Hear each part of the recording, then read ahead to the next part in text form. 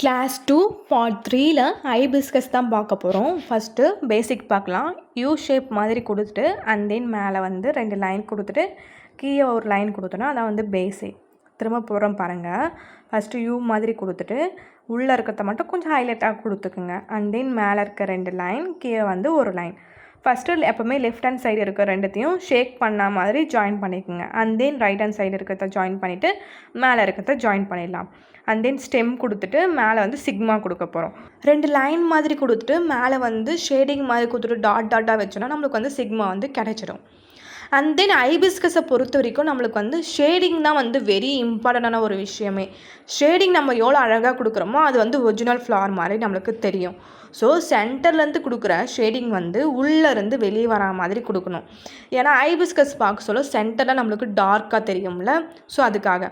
And then வெளியேருந்து உள்ளே வர shading வந்து அங்கங்கே கொஞ்சம் கொஞ்சம் கேப் விட்டா மாதிரி நம்ம வந்து கொடுத்துட்டே வந்தோன்னா நம்மளுக்கு வந்து ஒரிஜினல் ஹைபிஸ்கஸ் மாதிரியே கிடச்சிரும். அண்ட் தென் லீஃப் போட்டு முடிச்சுக்கலாம்.